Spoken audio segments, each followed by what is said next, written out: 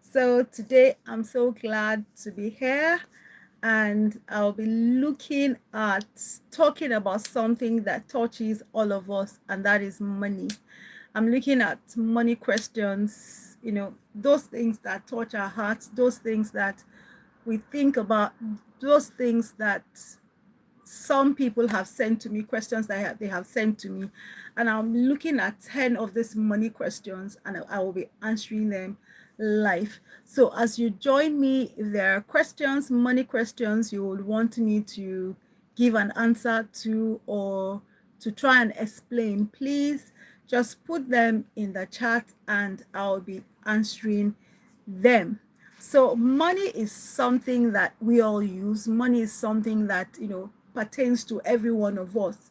And sometimes money can feel, complicated. Um, Sometimes may feel confusing, may feel that I'm doing some things. How come I'm not getting the desired result? And so this evening, I'm going to be looking at 10 questions and I'm going to be answering them live, in this session.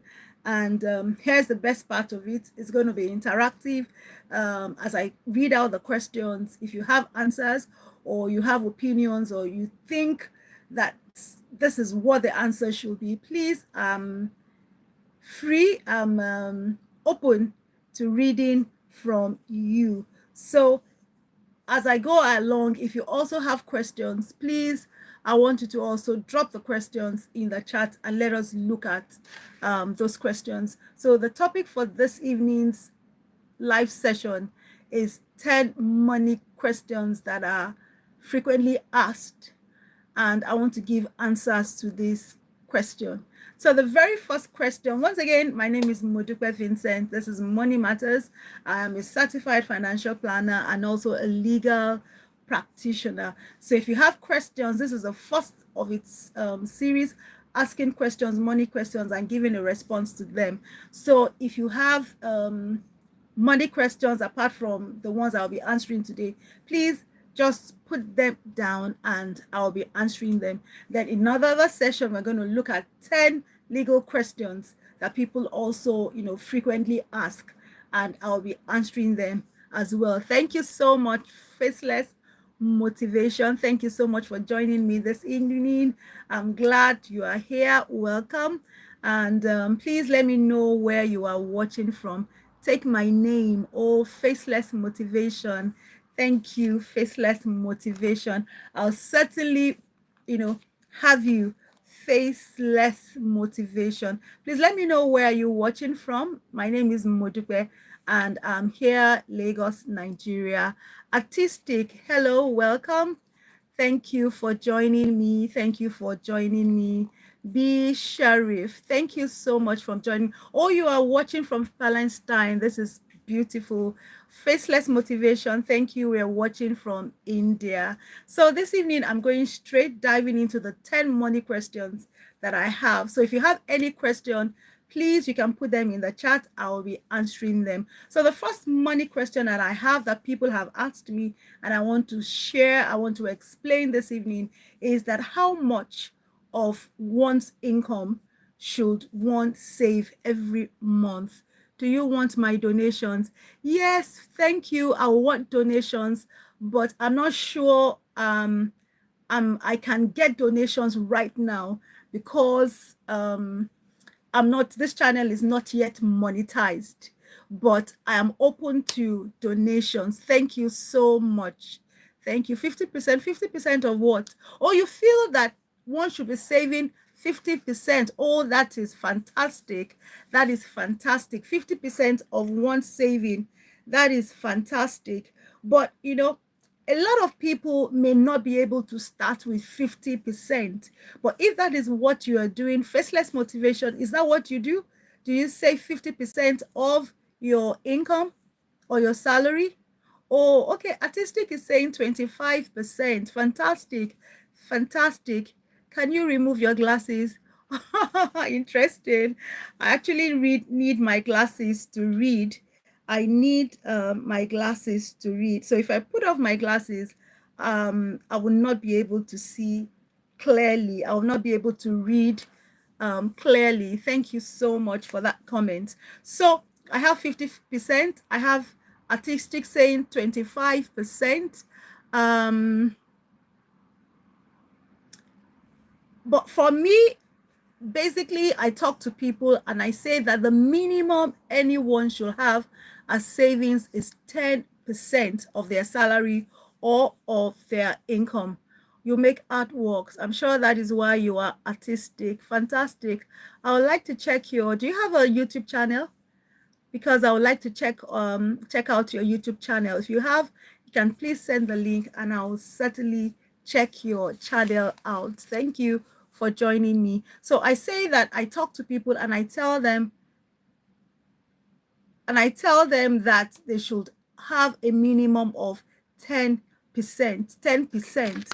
You could do more than 10%, but the minimum should be 10%. You could do 25% as my friend has said, or you could as well do 50% if you are able to live on the remaining 50%. The important thing is consistency. Consistency is more important than the actual amount that you put aside. Don't forget that the savings is very important, and it is the savings that actually help a lot of people, especially when they have emergencies.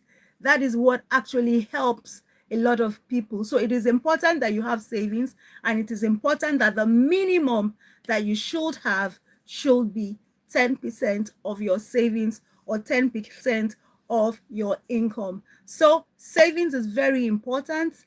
The minimum that you should have is 10% of your savings. Should we invest in market or not? Yes, you should invest in the market.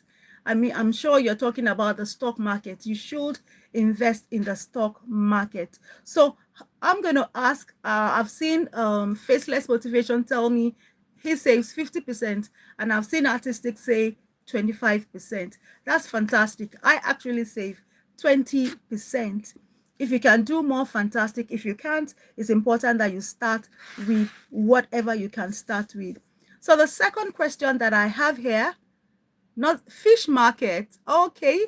You're going to tell me how that works, how the fish market works. Not stock market, but fish market. Maybe you can explain to us what the fish market is, what the fish market, investing in the fish market. So maybe you can just explain to us or share with us, how does the fish market works? Artistic says option or equity. Sure, there are things that you should invest in, and we're going to look at that as well. Option or equity, fantastic. That is a way by which you will grow your money. Fill up drugs in fishes and export. Really? Well, I don't know how that really works. You fill up drugs in fishes and export. What kind of drugs? That is number one. And then number two, is this legal for you to want to feel, is it legal? Invest right now. I'll pay you. Okay. So how much, I want to ask from other people as well, how much of your income do you currently save? I've said the minimum that anyone should start saving is 10% of your income. So another question that I have here is, what is the best way to create a budget that works? That is the question that this person has asked, that what is the best way to create a budget that works? Let me start by saying that simply a budget is a spending plan. It is a spending plan. It is the one your budget is a spending plan. It is what gives you guidance. It is what directs you. It's just like your roadmap when it comes to spending. It tells you what comes in, and it tells you what you should be spending your money on. So simply, that is what a budget is all about. And there are different systems when it comes to budgeting. One of the earliest system that we all know about is the envelope system. That is a form of budgeting whereby you will get different envelopes and you put in certain amount of money, right? You will label the envelope. You can put transportation where you get your money. You divide it. This is how much I'm going to spend for transportation for this month. This is how much I'm going to spend on my utility for this month. That is what is called the envelope system. Another system is what we call the percentage system, whereby you give a percentage to each of your expense, and when you total it, everything will come to 100. And then you have another one which we call the 50 30 20 form of budgeting system, and that is what I'm going to talk about right now. Faceless motivation. Okay, thank you for all your comments. But faceless motivation, I want you to also participate in these money questions that we're talking about. Thank you so much for your compliments. So the 50 30 20 rule states that when you is a form of budgeting as well. It means that once you get your money, you divide it, and 50% of what you earn, of what you have, you're going to put it towards your needs, the things that you need, the things that you spend money on regularly, your bills, transportation, your feeding. It will come under the 50%. And then 30% of your salary or the money that comes to your hand, you spend it on your wants. Those are the things that you want to do. The thing, maybe you want to travel, maybe you want to, whatever you want to do, the things that are your wants. 30% of your salary will go to that.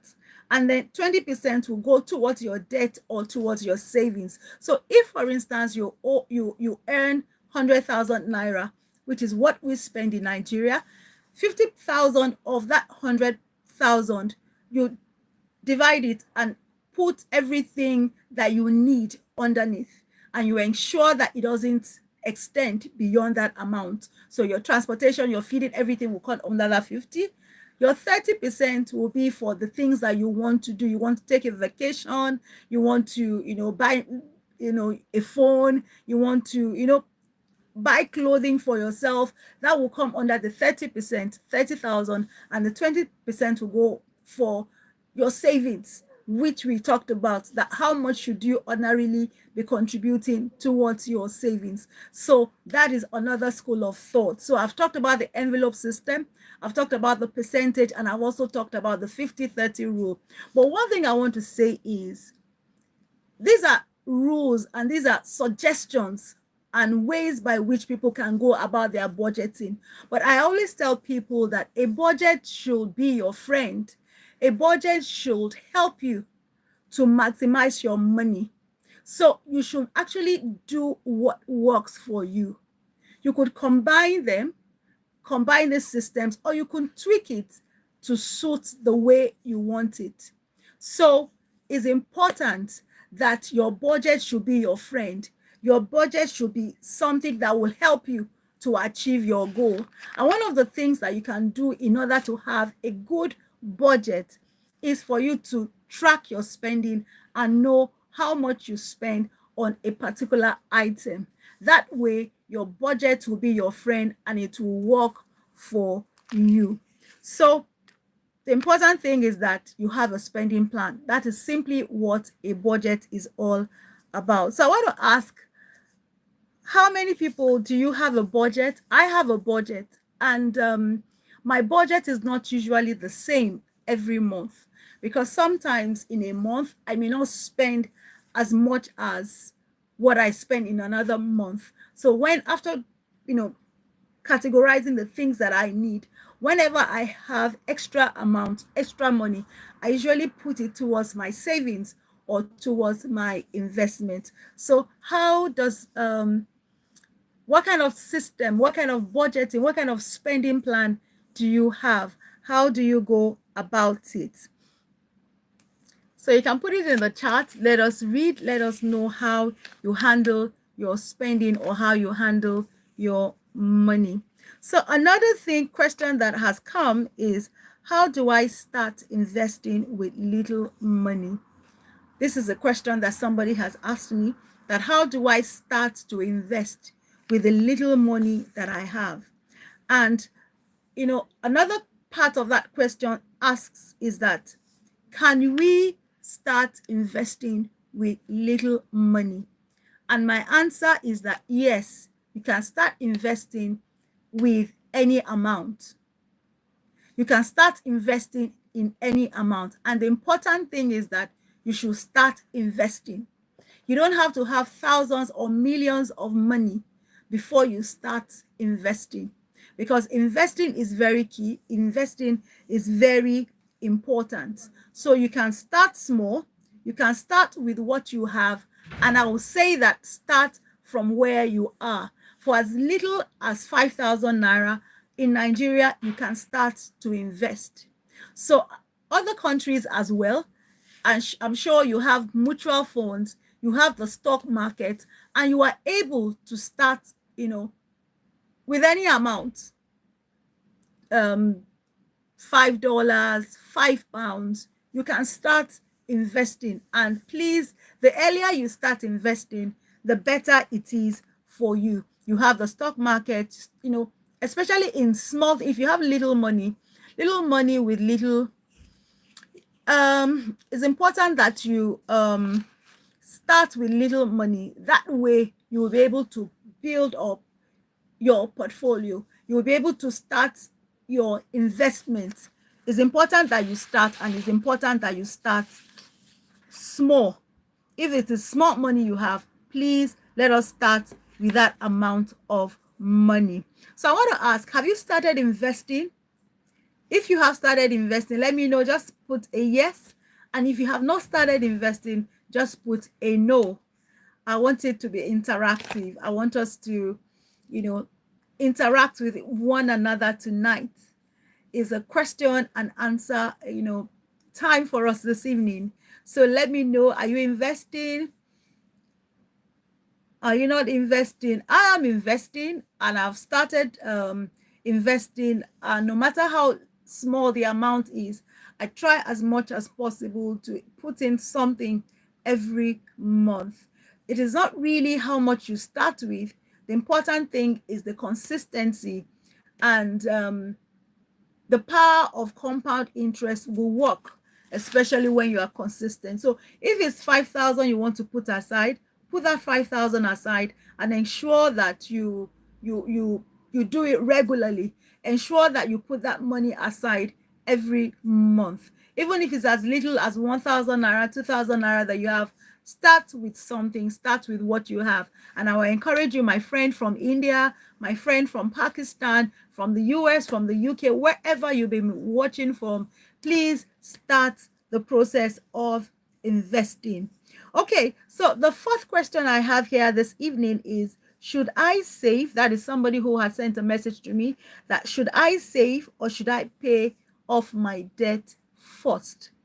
He wants to know, which one should he do first? Should he first of all pay off his debt, or should he first of all start with savings? Because we have said, a number of times that it's important to save, and that a person that does not save will not be safe in times of emergency. So this is my answer. This is my answer to the person, and this is my answer to you as well, that you are watching me, that I will not give a blanket answer. What I usually tell people is, it depends on your circumstance. Your circumstance will actually determine whether what you should do, first of all, is to start saving, or whether you should start paying off your debts. Why? Because there are some situations whereby somebody has a debt, you are in debt, and the interest rate is so high, and the interest rate may be affecting you. So when you are in that situation and you have money, and that money can only do one thing at a time, I will encourage such a person to please start paying off the debt, especially where the debt involves one with high interest. There are some debts that when you have, there are interest. but the interest is not high, right? Or there are some debts that you have that there are no interest at all attached to it. So when you are in such a situation whereby you have a debt, but it is not, there's no interest rates to it, I will encourage that you can start with a savings, start putting money aside. Maybe you can start by having 1 or 2 months savings aside, and then afterwards you balance it, that this month you can decide to pay off some of that debt, and then another month you decide to have your savings. So it depends actually on the circumstance that you find yourself. So I would not give a blanket answer. I would say that it depends on your circumstance. If you need to, if it's a debt with attached with high interest rates, then I will encourage you to start paying off that debt, so that when you have your principal, and then when you have the interest, sometimes you might not even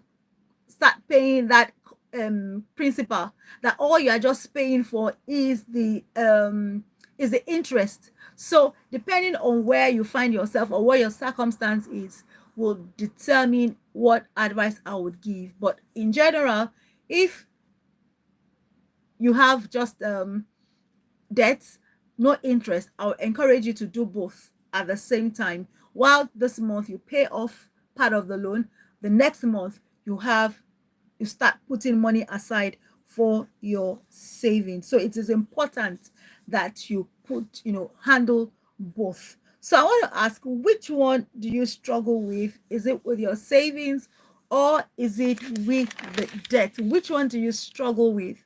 Which one do you struggle with? Hi, welcome once again. Welcome. So which one do you struggle with? Okay, so thank you. The next question says, what is the difference between savings and investing? What is the difference between savings and investing? See, the truth is that there's a difference. Saving is not the same as investing, and investing is not the same as savings. It's not. So it's important that you know the difference. Both of them are important. It's important that you have savings, and it's also important that you also have investing, that you also have investment. You must have both, but both of them are not the same. Let me try and explain what the difference is. Savings is like the foundation for somebody who is just starting out with wealth building. The foundation, the starting point is with your savings, because a lot of people might not be able to move on to investing without having savings. So savings is the first thing that you must have. Savings is the first thing that you must have. You start saving before you move on to investing. So saving is usually for the short term, while investing is usually for the long term. So investing is what multiplies your money. It is what multiplies your income, while savings is just, the foundation. It is just the beginning. It is just for the short term. That is what savings is all about. And as I said, savings is different from investing. Savings is this, what helps you, what protects you in times of emergency. It is what will save you in times of emergency. Unlike investing, investing is what helps your money to multiply. It is what helps your money to grow. So the bottom line is you need both saving money, and also investing your money. You need to balance it. You need to have both, but you need to start with savings in order to reach your goal of investing. Don't forget that savings is just for the short term. And once you have started to save, ensure that you remove your money from the savings account or from wherever it is that you are saving money, and push it into somewhere where your money will begin to multiply, where your money will be, you will begin to invest your money. So number 6 question that I have is, how much should I have in an emergency fund? Don't forget, we keep talking about you having an emergency fund. It's important that you have an emergency fund. The emergency fund is that thing that protects you in the event that something unexpected happens. when, maybe there's a loss of a job, or maybe something gets spoiled in the house and you need to repair, or your vehicle breaks down and you need to repair. What you will turn to is your emergency fund. So how much should I have in an emergency fund? Ideally, what you should have is at least 3 months of your living expense. That is what we usually tell people, that have at least 3 months of your living expense. And how do you arrive at your living expense? Okay, the thing is, how much do you spend on your expenses every month? Not your income this time around, not the salary that you receive this time around, but what you spend money on every month. How much do you spend? If, for instance, you earn 100,000 naira, and then every month you spend 50,000 naira, or you spend 80,000 naira, it means that your living expense is that amount that you spend. So the rule is that have at least 3 months of your living expense in your emergency fund. So if you spend your amount, your living expense is 50,000 naira, then you multiply that 50,000 naira times 3, which is the 3 months, which means for a person whose living expense is 50,000 naira, it is important that you have at least a minimum of 150,000 naira in your emergency fund. That is the minimum. That is what we advise people to do. And one of the reasons why this is important is that we believe that no matter what it is, if there is an emergency or something, we believe that within 3 months, where you are relying on your emergency fund, that all things should, have returned to normal after 3 months. And that is why we usually say 3 months. But if you can go on to having 6 months living expense in your emergency fund, then that is great as well. But the important thing is that you must have an emergency fund. And when you have an emergency fund, don't just put that money in your emergency fund. Don't just leave it in your savings account. No. Put it into something that will be productive. Put it in somewhere where you can at least make an interest, get an interest, make a profit from that, emergency fund. But at the same time, don't put it in an investment that it will be difficult for you to get back that money in the event that there is an emergency, or you quickly want to get your money back. So at least a minimum of 3 months living expense, have it in a separate account, an account that will give you profits, that will bring interest at the same time, not somewhere that it will be difficult for you to get, the money back. So my question to you this evening is, do you have an emergency fund? Do you have? And if you don't have, I want to encourage you to start thinking of getting an emergency fund. So number 7, what is the best way to stop living paycheck to paycheck? Yes, I get this question a lot of times when people ask me that, how do I stop living paycheck to paycheck? If you want to achieve financial freedom, you want to get to financial independence, then it is very important that you stop living paycheck to paycheck. And how can you stop living? These are some of the tricks for you to stop living paycheck to paycheck. The first thing is, you must track all your expenses. It's important for you to know what you spend your money on. What is taking your money is important for you to know. Track your expenses. Know whether what you're putting your money on is important or not. Please, if you are getting value, I want to please encourage you to please give me a thumbs up, like this video if you are getting value. Thank you. So track all your expenses.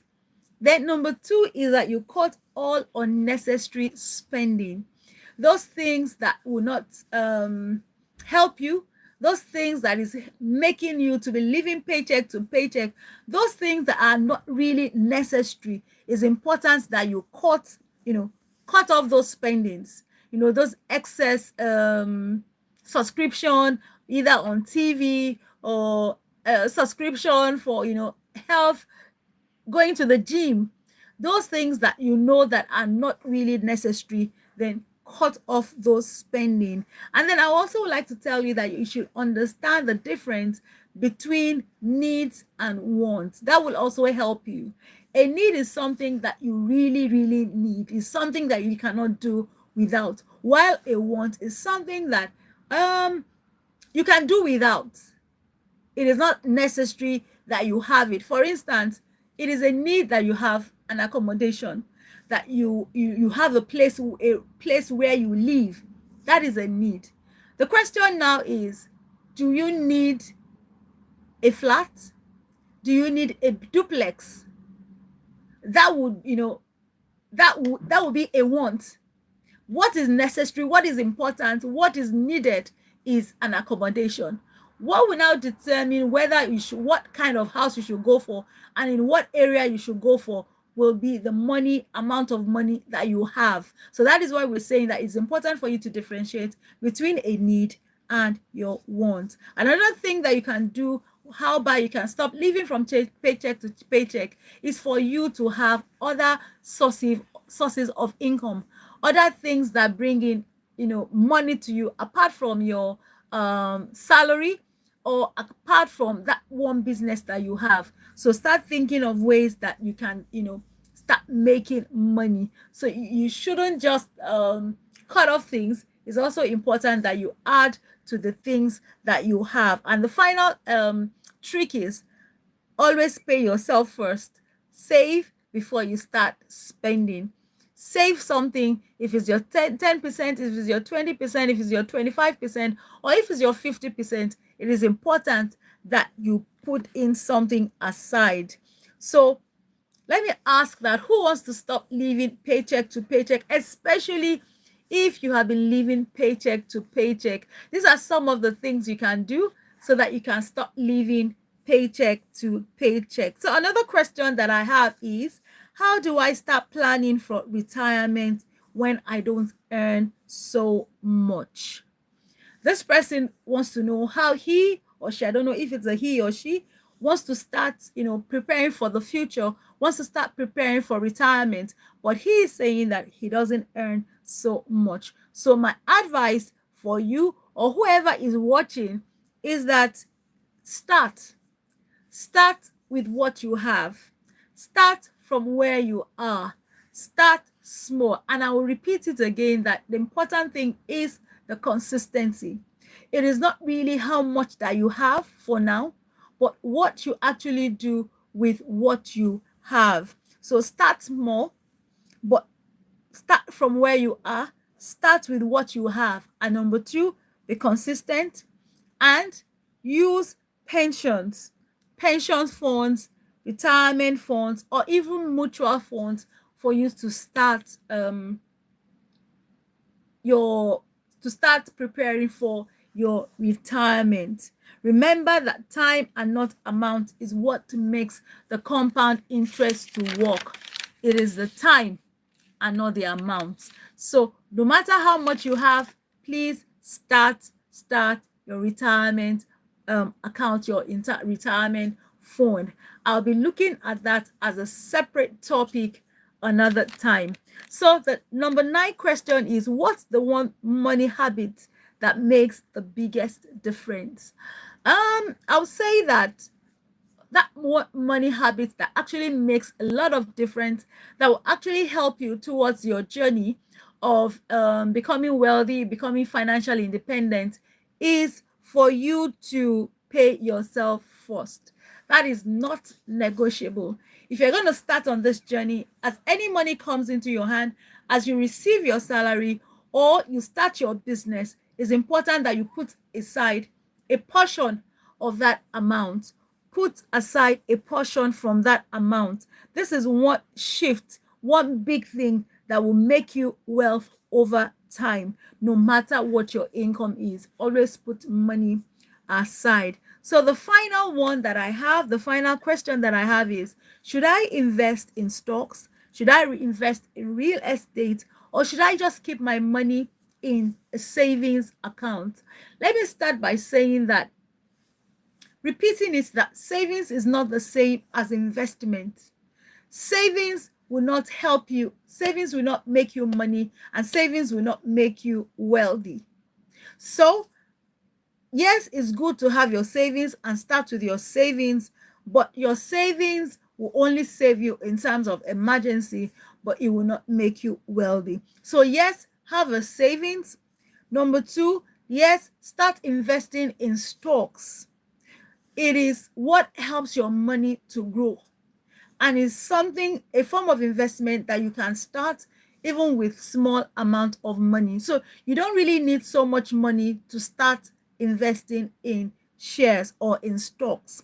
And the final one is real estate. Real estate is usually, you start making money in the long run, and you need a lot of money to start investing in real estate. It is capital intensive. So that is why you need a balance, and you also need to diversify. So if right now what the money you have is not going to be enough for you to start investing in real estate, then it's important that you start with what you have. Use what you have to get what you want. Start from somewhere. It is said that Rome wasn't built in a day. So start from somewhere, make that progress, move, and diversify. Do all that you can. And if you also want to start investing in real estate and you don't have so much money, we have what you call the REIT, REIT, and that is Real Estate Investment Trust. And you can get to involved in this by buying that on the stock market. So you have companies who are into that. So you don't have money, and what they do is that pool of money that comes, they use it to invest in real estate. It could be commercial real estate, it could be residential real estate, it could be any form of real estate, but it's a form of investing. So those are the money questions that I have for this evening, the 10 money questions. And I would say that it has been such an interesting time. It has been such an interesting session covering 10 money questions that people ask. So I want to know, I hope you picked up at least one of which you can start with. One by which you can start with. So I want you to remember that, yes, money principles, money matters, personal finance might want to look confusing, but in actual fact, money matters is not confusing if you know what to do. So I will encourage you, start small, be consistent, begin to take steps, with wisdom. And with that, you will see a difference with your finances. So I would love to hear from you. Are there questions you want me to, discuss, to talk about, or something that you just want me to clarify? I am okay. Just let me know. And even if you're watching a replay, just put your questions or your comments or your opinion in the comments. I read comments and I answer comments every day. So once again, I want to say thank you for hanging out with me this evening. I appreciate you. And I want to say, be money wise, be intentional with your finances, and I'll see you tomorrow at tomorrow's live session. So be money wise. I'll see you at the top, and God bless you. Thank you so much for joining me today. Bye.